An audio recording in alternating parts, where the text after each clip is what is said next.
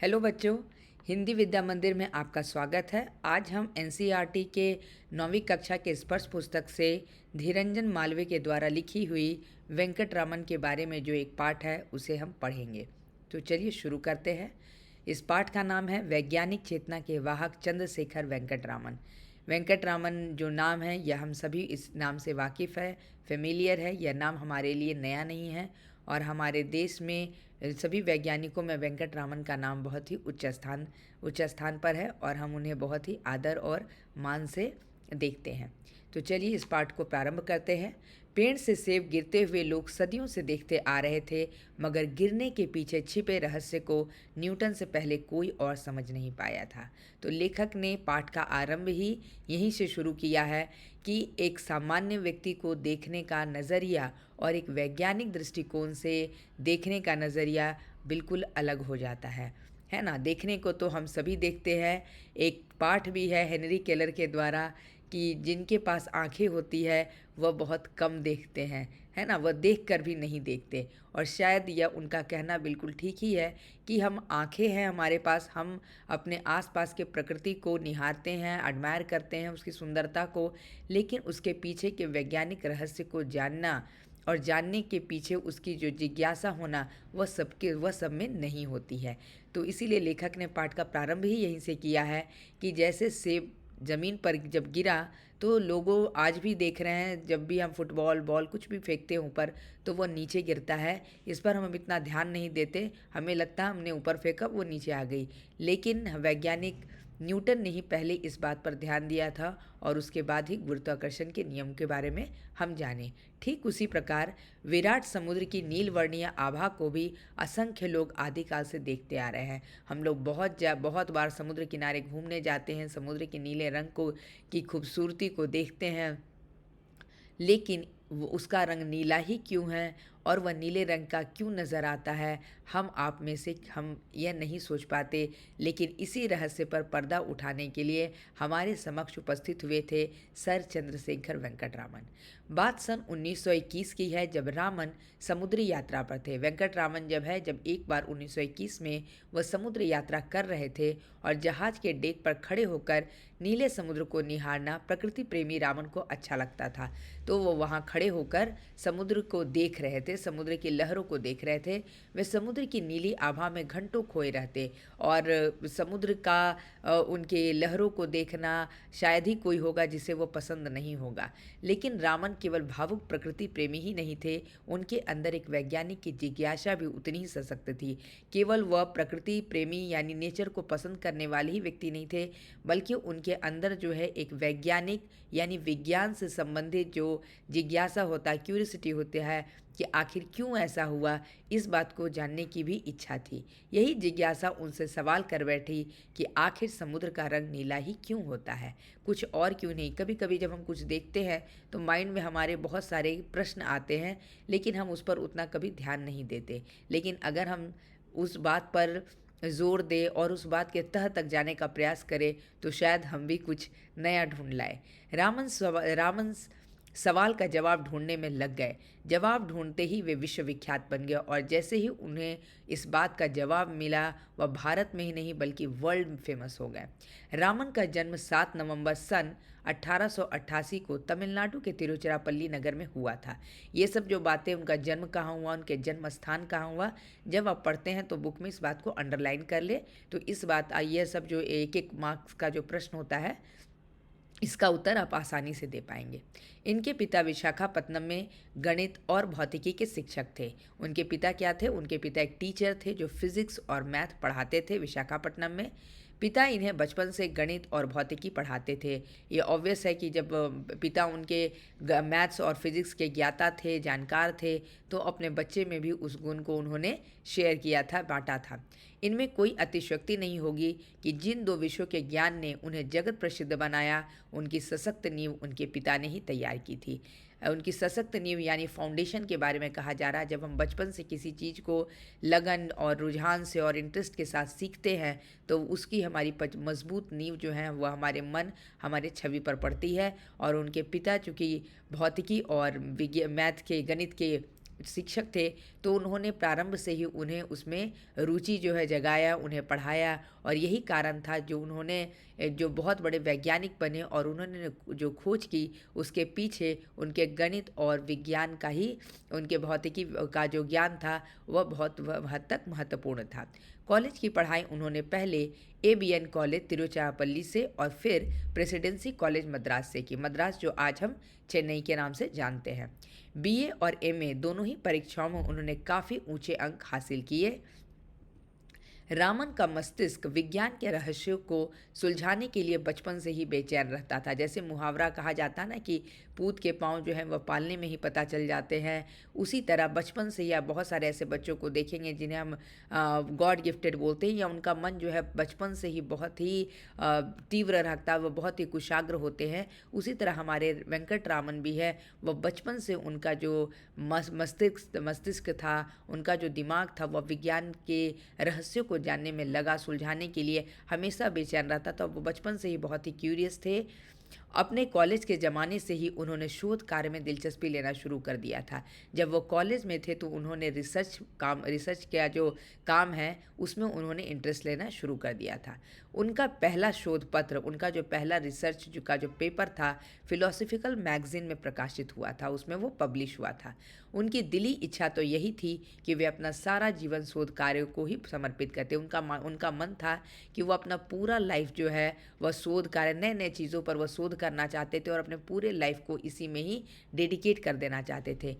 मगर उन दिनों शोध कार्य के लिए शोध कार्य को पूरे समय के कैरियर के रूप में अपनाने की कोई खास व्यवस्था नहीं थी और उस समय इतना उचित व्यवस्था नहीं थी, गवर्नमेंट का इतना फैसिलिटी नहीं था या किसी प्रकार का कि उन्हें वो एक करियर के रूप में अपनाएं। क्योंकि जब हम किसी चीज़ को करियर के रूप में अपनाते हैं तो उससे हमें आय के साधन के रूप में भी देखते हैं, केवल वह हमारी रुचि का साधन नहीं होना चाहिए। क्योंकि केवल अगर किसी चीज़ में आपकी रुचि है और वह अगर आपके आय का साधन नहीं है तो बहुत दिनों तक उस रोजगार में या उस काम में नहीं लग सकते हैं। क्योंकि मतलब इस फैक्ट कि एक व्यवहारिक रूप से जीवन को चलाने के लिए आपको आय की आवश्यकता होगी, आपको पैसे की आवश्यकता होगी और इसके लिए कुछ ना कुछ कार्य वैसा करना होगा जिससे आपको धन की प्राप्ति हो।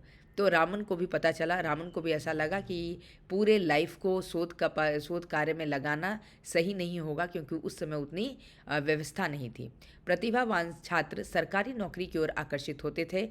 रामन भी अपने समय के अन्य सुयोग्य छात्रों की भांति भारत सरकार के वित्त विभाग में अफसर बन गया और जो टैलेंटेड स्टूडेंट्स होते थे या आज भी वह गवर्नमेंट जॉब के प्रति जो है वो आकर्षित होते हैं, उनका वो एम होता है गवर्नमेंट जॉब को निकालना, लेकिन वो आसान नहीं होता। इसलिए जो प्रतिभावान छात्र जो हैं, जो टैलेंटेड स्टूडेंट्स होते हैं, वही इन सब में जो योग्य होते हैं वो इस प्रकार के जो परीक्षा है उसमें सफल होते हैं। और वेंकट रामन तो बहुत ही टैलेंटेड थे, बहुत ही प्रतिभावान थे, तो उन्हें भारत सरकार के वित्त विभाग यानी फाइनेंशियल सेक्टर में काम करने का मौका मिला और उनकी तैनाती कलकत्ता में थी। उनकी जो पोस्टिंग थी वो कलकत्ता में थी।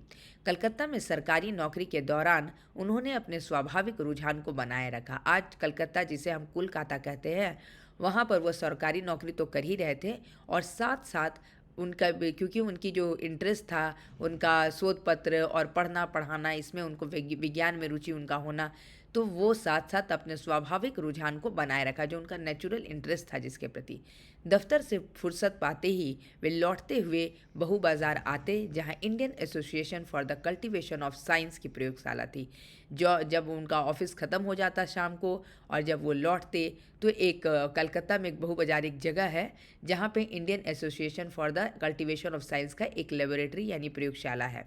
यह अपने आप में एक अनूठी संस्था थी, एक यूनिक ऑर्गेनाइजेशन आप बोल सकते हो और इंस्टीट्यूट थी जिसे कलकत्ता के एक डॉक्टर महेंद्र लाल सरकार ने वर्षों के कठिन मेहनत और लगन के बाद खड़ा किया था। वहाँ के एक डॉक्टर महेंद्र लाल थे, उन्होंने ही इस संस्था को बनाया था।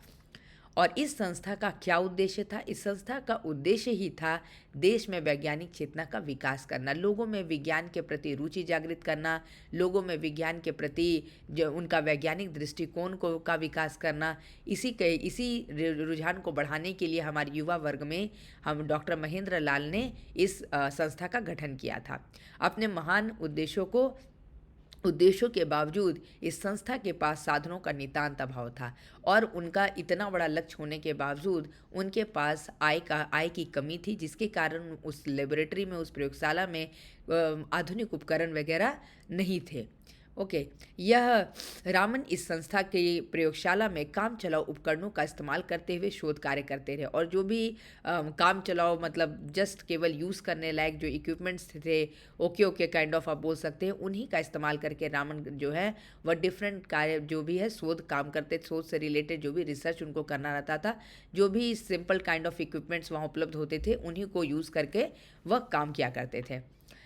यह अपने आप में एक आधुनिक हठ योग का उदाहरण था। यह देखिए, आजकल के बच्चे आसानी से इस बात को बोल देते हैं कि हमारे पास फैसिलिटी नहीं है, साधन नहीं है, हम कैसे करेंगे। लेकिन इन बातों को पढ़कर आप देख सकते हैं कि अगर आपके मन में किसी चीज़ को करने की दृढ़ निश्चय, दृढ़ संकल्प की भावना हो तो आप कम सामान, कम सुविधा में भी आप उस चीज़ को कर पाते हैं। और यही कारण था कि एक बहुत ही प्रतिष्ठित सरकारी जॉब करने के साथ साथ, क्योंकि उनकी रुचि इसमें थी शोध कार्य करने में, इसलिए बहुत ही साधारण उपकरणों की मदद से भी वह शोध कार्य में लगे रहते और ऑफिस करने के बाद, जॉब करने के बाद वो शाम में अपना समय इन कार्यों में लगाते थे।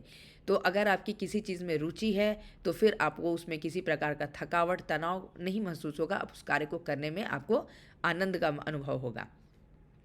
और कड़ी मेहनत के बाद बहु बाजार की इस मामूली सी प्रयोगशाला में पहुंचता और अपनी इच्छा शक्ति की जोर से भौतिक विज्ञान को समृद्ध बनाने का प्रयास करता। ओके, और अपने जितना भी उनकी मेहनत थी वह अपनी सारी मेहनत को उसमें लगाकर जो भी अब उनसे रिलेटेड भौतिक विज्ञान, फिजिक्स से रिलेटेड जो भी उनको जिससे रिलेटेड उनको रिसर्च करना रहता वह उसमें लगते। उन्हीं दिनों वे वाद्य यंत्र की ओर आकृष्ट हुए। वाद्य यंत्र मतलब म्यूजिकल इंस्ट्रूमेंट की तरफ उनका आकर्षण बढ़ा। वे वाद्य यंत्रों की ध्वनियों के पीछे छिपे वैज्ञानिक रहस्यों की परतें खोलने का प्रयास कर रहे थे।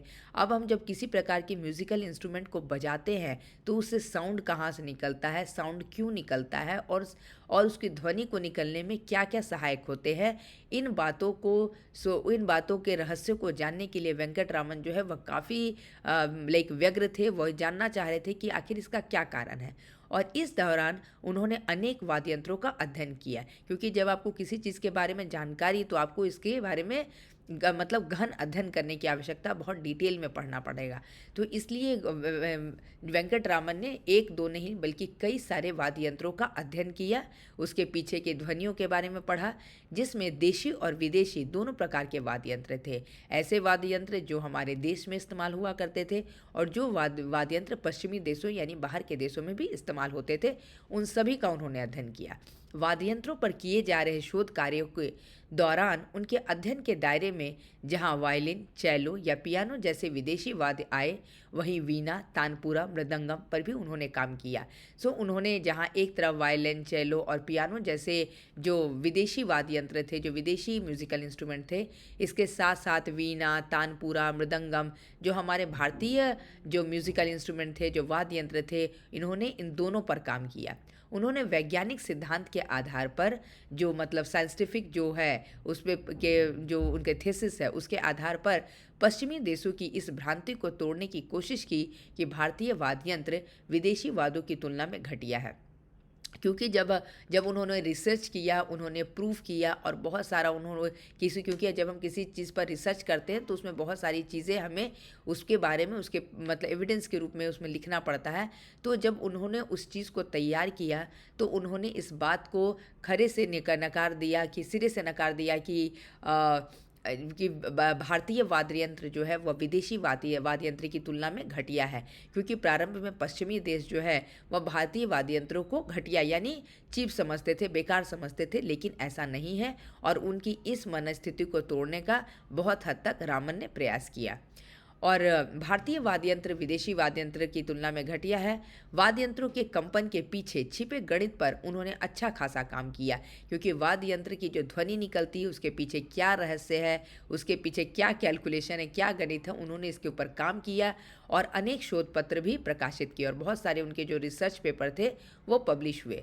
उस ज़माने के प्रसिद्ध शिक्षा शास्त्री सर आशुतोष मुखर्जी को इस प्रतिभावान युवक के बारे में जानकारी मिली। उस समय के जो एक बहुत ही फेमस जो एजुकेशनिस्ट थे, उनका नाम सर आशुतोष मुखर्जी थे। He heard about this talented guy. उन्हीं दिनों कलकत्ता विश्वविद्यालय में प्रोफेसर का एक नया पद सृजित हुआ था और उसी समय जब ये कलकत्ता में एक वित्त विभाग के कार्य के लिए पोस्टेड थे वहाँ, उसी समय वहाँ पे कलकत्ता विश्वविद्यालय यानी कलकत्ता यूनिवर्सिटी में प्रोफेसर का एक जॉब आया। ठीक है। मुखर्जी महोदय ने रामन के समक्ष प्रस्ताव रखा कि वे सरकारी नौकरी छोड़कर कलकत्ता विश्वविद्यालय में प्रोफेसर के पद को स्वीकार कर ले। तो मुखर्जी जो है, आशुतोष मुखर्जी, यह जानते थे कि यह वित्तीय विभाग में काम करते हैं, तो उन्होंने एक प्रपोज़ल दिया रामन जी को कि आप जो है सरकारी नौकरी को छोड़ दीजिए और हमारे कलकत्ता यूनिवर्सिटी में एज अ प्रोफेसर यहाँ ज्वाइन कर लीजिए, क्योंकि उन्हें पता था कि ये बहुत ही प्रतिभावान है, बहुत ही ज्ञानी पुरुष हैं और अगर ये इस तरह के प्रोफेसर हमारे यूनिवर्सिटी में आ जाएंगे तो हमारी युवा पीढ़ी के लिए एक बहुत ही एक अनमोल हीरा के समान आप बोल सकते हैं, उन्हें एक अनमोल हीरा मिल जाएगा। तो ये सब सोच कर ही उन्होंने उन्हें प्रपोज़ल रखा। रामन के लिए यह एक कठिन निर्णय था, लेकिन रामन के लिए यह एक आसान डिसीज़न लेना नहीं था, क्योंकि उन्हें गवर्नमेंट जॉब में बहुत अच्छी तनख्वाह मिलती थी, बहुत अच्छी सैलरी मिलती थी, साथ में उन्हें बहुत सारी फैसिलिटीज़ भी थी। ठीक है। उन्हें नौकरी करते हुए 10 वर्ष बीत चुके थे और ऑलमोस्ट 10 ईयर्स वो जॉब कर चुके थे। ऐसी हालत में सरकारी नौकरी छोड़कर कम वेतन और कम सुविधाओं वाली विश्वविद्यालय की नौकरी में आने का फैसला करना हिम्मत का काम था। अगर आज के डेट में किसी को बोला जाए कि आप गवर्नमेंट जॉब छोड़ के आप किसी स्कूल या किसी कॉलेज में आप एक जस्ट एज ए प्रोफेसर बन जाइए, तो वह आपकी बात पर हंसेगा और बोलेगा इसमें ये कौन सी मूर्खता वाली बात कर रहे हैं। लेकिन रामन जी के जो हृदय में अपने कार्य के प्रति जो लगाव था, और यही कारण था कि रामन जी ने सरकारी नौकरी की सुख सुविधाओं को छोड़कर 1917 में कलकत्ता विश्वविद्यालय की नौकरी में आ गए।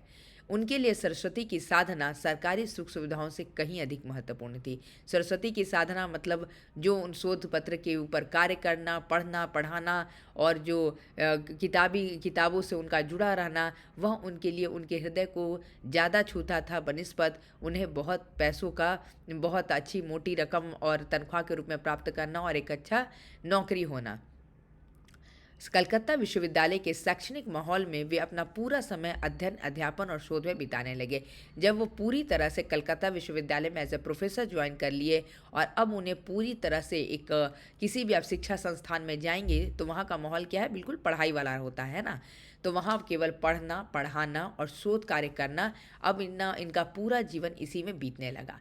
4 साल बाद यानी सन 1921 में समुद्री यात्रा के दौरान जब रामन के मस्तिष्क में समुद्र के नीले रंग की वजह का सवाल हिलोरे लेने लगा, तो उन्होंने आगे इस दिशा में प्रयोग किए। जब उनके माइंड में यह आया, जब 1921 में वह समुद्री यात्रा पर थे, तो उनके माइंड में आया कि आखिर समुद्र का रंग नीला क्यों होता है, और उनके मन में बहुत सारे प्रश्न आने लगे और वह इन प्रश्नों को खोजने के लिए उसका परिणाम स्वरूप ही रामन प्रभाव की खोज के रूप में आया और उसका रिजल्ट ही जो है वह रामन प्रभाव यानी रामन इफेक्ट के रूप में जो हम पढ़ते हैं, वह उनके खोज का ही परिणाम था। आइए इसके बारे में डिटेल में से जानते हैं।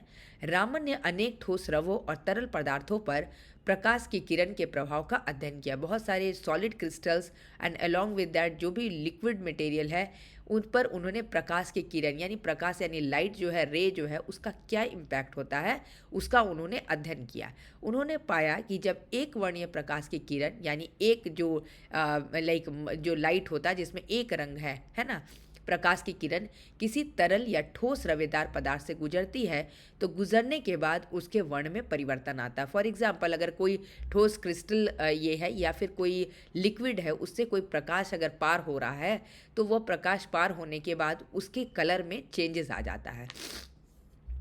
एक वर्णीय प्रकाश की किरण के फोटोन यानी जो प्रकाश का जो अंश होता है, जब तरल या ठोस रवे से गुजरते हुए उनके अणुओं यानी उसके मॉलिक्यूल से टकराते हैं और इस टकराव के परिणाम स्वरूप वे या तो ऊर्जा का कुछ अंश खो देते हैं या पा जाते हैं। मतलब जब लाइट उससे होकर गुजर रहा है, जब लाइट किसी भी चाहे लिक्विड हो या सॉलिड हो, जब उस पदार्थ से होकर गुजरता है तो उसके जो प्रकाश का जो कुछ अंश है, कुछ पार्ट आप बोल सकते हैं, या तो एब्जॉर्व कर लेता है या फिर उसको रिलीज कर देता है, जिसके कारण उसके रंग में परिवर्तन आता है।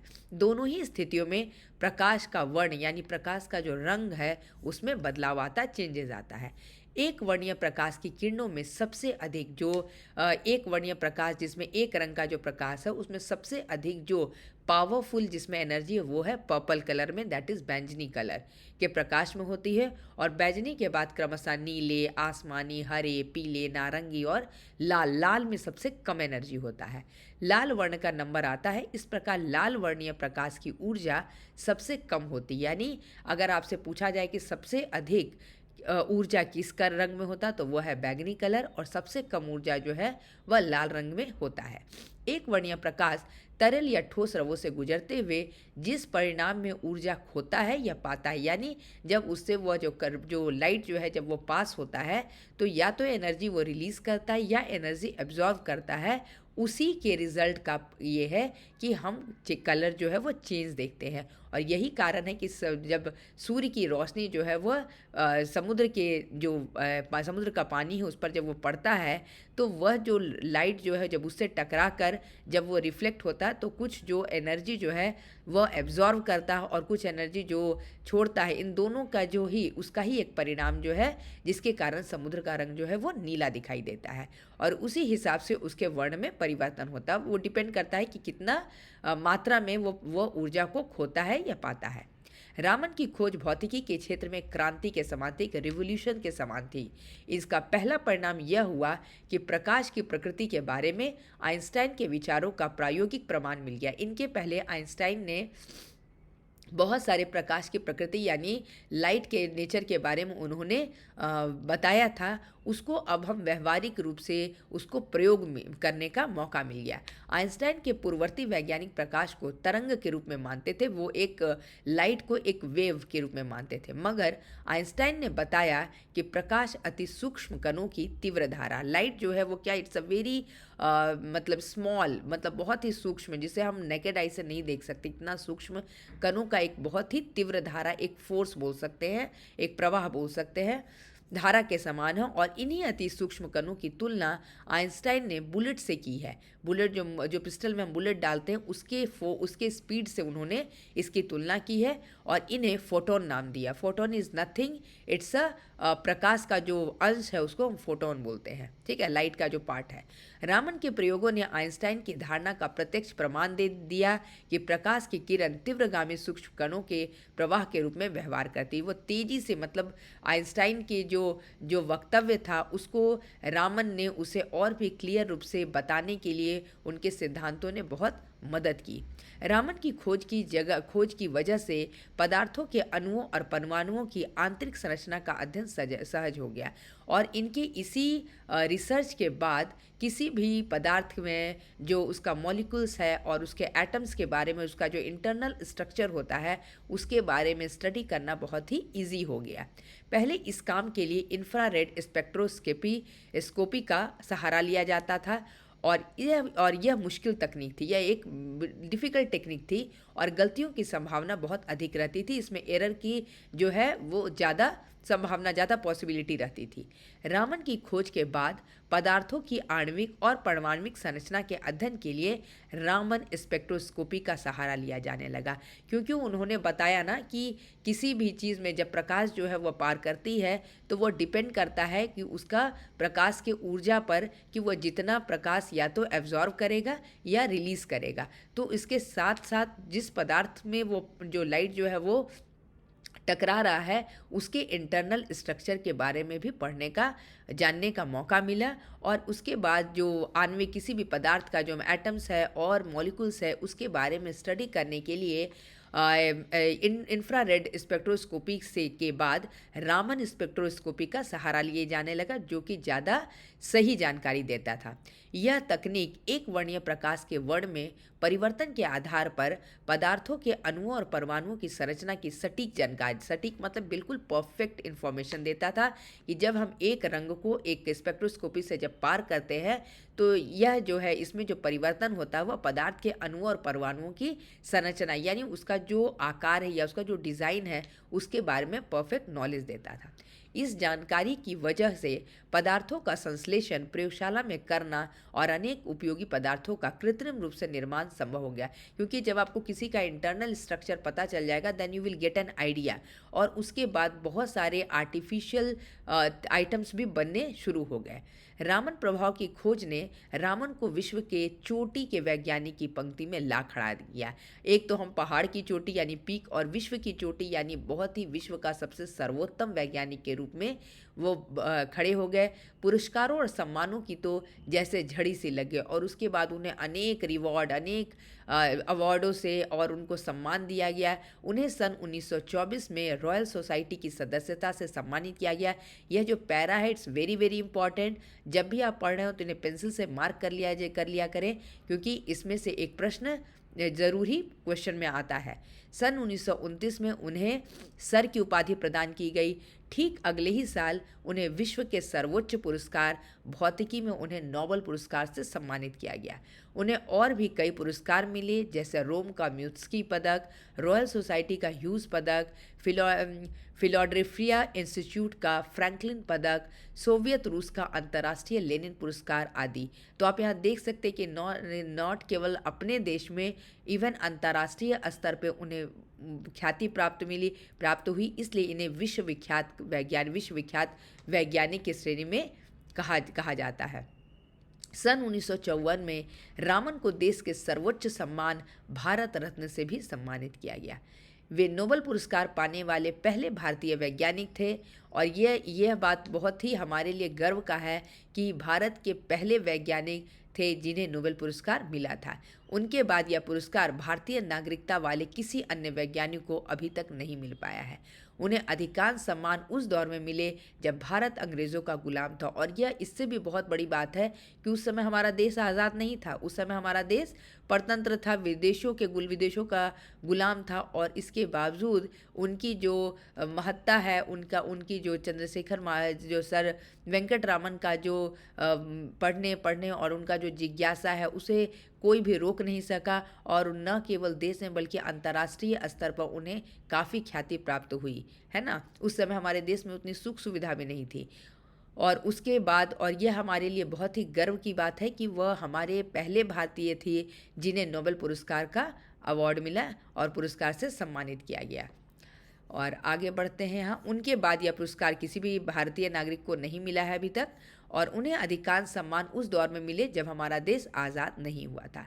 विज्ञान के क्षेत्र में उन्होंने एक नई भारतीय चेतना को जागृत किया, और वेंकट रामन के बाद हमारे जो भारत के युवा वर्ग थे, युवा पीढ़ी जो है, उन्हें भी एक वैज्ञानिक दृष्टिकोण से देखने, सोचने और समझने का मौका मिला। और साथ में उनके मन में भी, क्योंकि उन्होंने देखा ना, उन्हें सम्मान न केवल उन्होंने देश के लिए इतना काम किया, साथ में उन्हें बहुत ही ख्याति भी प्राप्त हुई। तो इससे बच्चों में जो नए युवा वर्ग है, जो नए हमारे देश की नई पीढ़ी के बच्चे हैं, उन्हें भी विज्ञान के प्रति रुझान और उनका इंटरेस्ट उसमें बढ़ने लगा।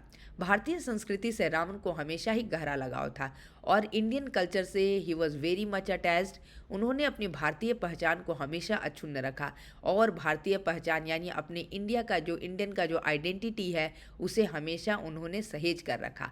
अंतर्राष्ट्रीय प्रसिद्धि के बाद भी उन्होंने अपने दक्षिण भारतीय पहनावे को कभी नहीं छोड़ा। और आप देख सकते हैं कि यह कितना महत्वपूर्ण बात यहाँ लेखक ने यहाँ पर मेंशन किया है कि वो विश्वविख्यात होने के बाद भी उनमें किसी प्रकार का कोई मतलब टैंट्रम या शो ऑफ आप नहीं बोल सकते हैं। वो हमेशा अपने भारतीय पहनावा को पसंद करते थे, अपने भारतीय संस्कृति से जुड़े हुए थे, और वे कट्टर शाकाहारी थे और मदिरा से सख्त परहेज करते थे। ही वॉज स्ट्रिक्ट वेजिटेरियन, और he was not drinking any kind of alcohol and all.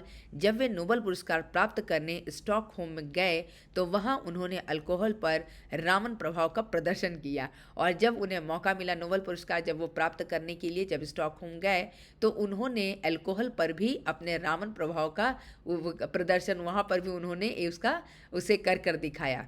बाद में आयोजित पार्टी में जब उन्होंने शराब पीने से इनकार किया तो एक आयोजक ने परिहास में उनसे कहा, जो वहाँ का ऑर्गेनाइज़र था, उनसे बहुत ही फन करते हुए उनसे पूछा कि रामन ने जब अल्कोहल पर रामन प्रभाव का प्रदर्शन कर हमें आह्लादित करने में कोई कसर नहीं छोड़ी, तो रामन पर अल्कोहल के प्रभाव का प्रदर्शन करने से परहेज क्यों।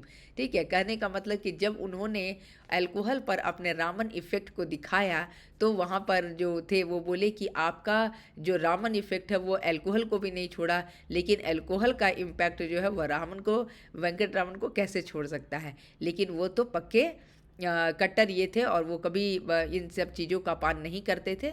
रामन का वैज्ञानिक व्यक्तित्व प्रयोग और शोधकर्ता लेखन तक ही सिमटा हुआ नहीं था। उनके अंदर एक राष्ट्रीय चेतना थी और वे देश में वैज्ञानिक दृष्टि और चिंतन के विकास के प्रति समर्पित थे। न केवल वे एक महान वैज्ञानिक थे, बल्कि वो अपने देश से बहुत ही प्रेम करते थे। वे एक सच्चे भारतीय नागरिक थे और उन्हें हमेशा इस बात का ध्यान लगता था कि उनके बाद आने वाली जो पीढ़ी है उन्हें कैसे वो वैज्ञानिक दृष्टिकोण के लिए, वैज्ञानिक सोच के लिए कैसे वो विज्ञान के प्रति उनके रुचि को बढ़ाए, कैसे वो उस तरह से क्यूरियस बने और अपने प्रकृति को उस दृष्टिकोण से देखे, है ना। उन्हें अपनी शुरुआती दिन हमेशा ही याद रहे कि जब उन्हें ढंग की प्रयोगशाला और उपकरणों के अभाव में काफ़ी संघर्ष करना पड़ा, क्योंकि जब हमारे संघर्ष के दिन होते हैं, स्ट्रगल के दिन होते हैं, जब आप मेहनत करके ऊपर उठते हैं, तो वो दिन हमें कभी भूलना नहीं चाहिए, क्योंकि वो हमें मोटिवेशन देता है कि कितनी मेहनत से आज हम इस जगह पर आए हैं, है ना। तो वो दूसरों को भी प्रेरणा देती है और साथ साथ हमें भी मोटिवेशन देती है। तो जब भी वो पीछे मुड़कर देखते हैं और उन्हें लगता है कि जब वो कॉलेज के समय में उन्हें बहुत ही मुश्किल से वो शोध कार्य कर पाते थे, क्योंकि उनके पास फैसिलिटी नहीं थी, इसलिए उन्होंने एक अत्यंत उन्नत प्रयोगशाला और शोध संस्थान की स्थापना की, जो बेंगलोर में स्थित है और उन्हीं के नाम पर रामन रिसर्च इंस्टीट्यूट के नाम से जानी जाती है, क्योंकि उन्हें लगा कि जो आने वाली पीढ़ी है उन्हें उनके जैसा प्रॉब्लम नहीं हो, है ना। भौतिक शास्त्र में अनुसंधान को बढ़ावा देने के लिए उन्होंने इंडियन जर्नल ऑफ फिजिक्स नामक शोध पत्रिका प्रारंभ की और रिसर्च जो है पत्रिका और रिसर्च पेपर जो है उन्होंने लिखना प्रारंभ किया। अपने जीवन काल में उन्होंने सैकड़ों शोध छात्रों का मार्गदर्शन किया। जितने भी बहुत सारे जो बच्चे जो रिसर्च करते थे साइंस के, विज्ञान के, उनका उन्होंने मार्गदर्शन, उनको सही गाइडेंस दिया। जिस प्रकार एक दीपक से अन्य कई दीपक जल उठते हैं, उसी प्रकार उनके शोध छात्रों ने आगे चलकर काफ़ी अच्छा काम किया। जो बच्चे थे जिनका विज्ञान के प्रति लगाव था, रुझान था, जो बहुत ही मतलब उनके छत्र छाया के अंदर रहकर काम करना चाहते थे, आगे चलकर उन्होंने भी काफ़ी नाम कमाया। उन्हीं में से कई छात्र बाद में उच्च पदों पर प्रतिष्ठित हुए। विज्ञान के प्रचार प्रसार में वे करंट साइंस नामक एक पत्रिका का भी संपादन करते थे। रामन प्रभाव केवल प्रकाश की किरणों तक ही सिमटा नहीं, उन्होंने अपने व्यक्तित्व के प्रकाश की किरणों से पूरे देश को आलोकित और प्रभावित किया।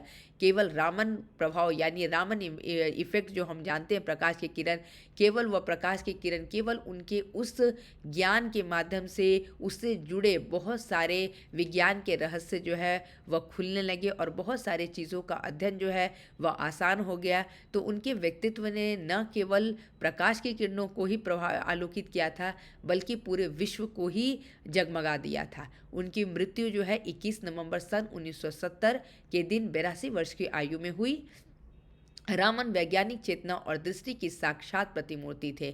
मतलब हमेशा आज भी हम उन्हें इसलिए याद करते हैं और किताबों के द्वारा हमें उनके विशेष अनमोल जो है देन जो है उनके बारे में पता चलता है। तो इन्हीं ऐसे ही व्यक्तियों को हम अमर बोलते हैं, जो उनके जाने के बाद भी हम स्टिल उनको और हमारे आगे आने वाली पीढ़ी भी उन्हें निरंतर याद करते रहेगी। उन्होंने हमें हमेशा ही यह संदेश दिया कि हमें अपने आसपास घट रही विभिन्न प्राकृतिक घटनाओं की छानबीन एक वैज्ञानिक दृष्टिकोण से करें, क्योंकि अगर उस दिन वह समुद्री यात्रा के दौरान अगर वह नहीं देखते कि समुद्र का रंग नीला क्यों होता है, अगर इस रहस्य को वह जानना चाहते तो शायद आज हम वेंकटरामन को नहीं जानते। लेकिन उन्होंने उस खोज को किया और जिसके कारण वो पूरे विश्व में विख्यात हो गए और आज हम उनके बारे में जानकारी प्राप्त कर रहे हैं। तो हमें भी कुछ हमारे और आने वाले बच्चों को भी इस तरह का कार्य करने के प्रति संलग्न होना चाहिए, ताकि वह अपना देश परिवार सबका नाम गौरवान्वित कर सके। तभी तो उन्होंने संगीत के सुर, ताल और प्रकाश की किरणों की आभा के अंदर से वैज्ञानिक सिद्धांत खोज निकाले। हमारे आसपास ऐसी न जाने कितनी ही चीज़ बिखरी हुई है जो अपने पात्र की तलाश में, और आज भी बहुत सारी ऐसी छोटी छोटी चीज़ें हैं जिसे वैज्ञानिक दृष्टिकोण से देखने की ज़रूरत है रामन के जीवन से प्रेरणा लेने की और प्रकृति के छुपे वैज्ञानिक रहस्य को भेद को जानने की।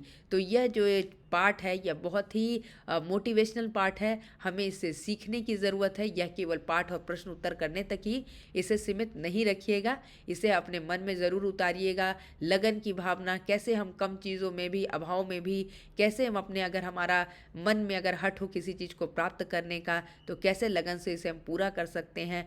तो उनके स्टेप बाय स्टेप अगर उनके जीवन को देखा जाए तो वह भी बिल्कुल साधारण परिवार से आते थे, लेकिन साधारण से असाधारण की उनकी जो जर्नी थी वह उनके मेहनत को दर्शाता है और हम सभी को इसकी प्रेरणा देता है।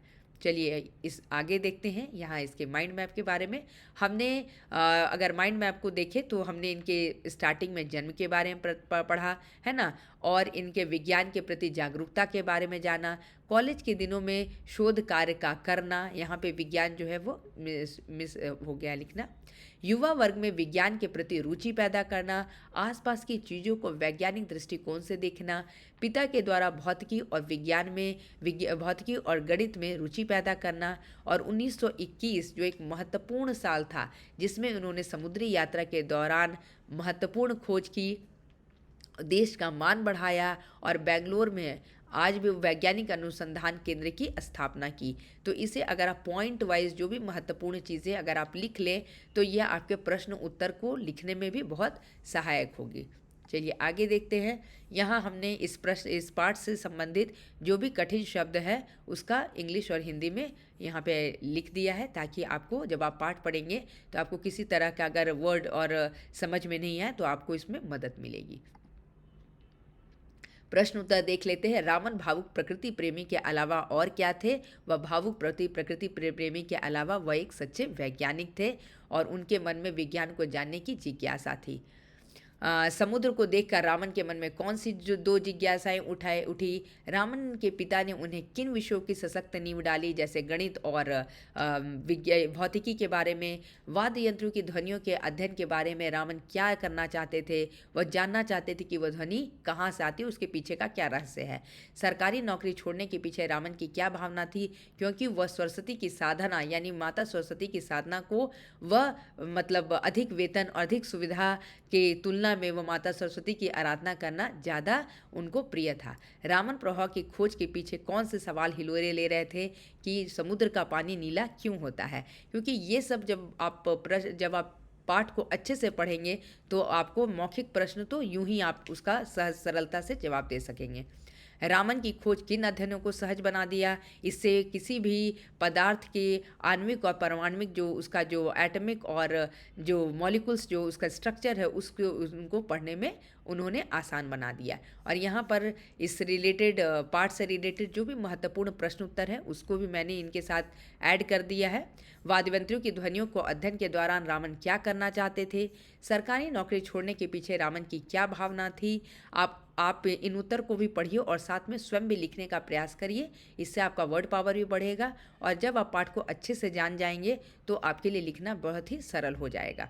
ये सब महत्वपूर्ण पाठ से संबंधित ये तो आपको याद करना पड़ेगा कि उन्हें कौन कौन सी पुरस्कार और उपाधि से नवाजा गया।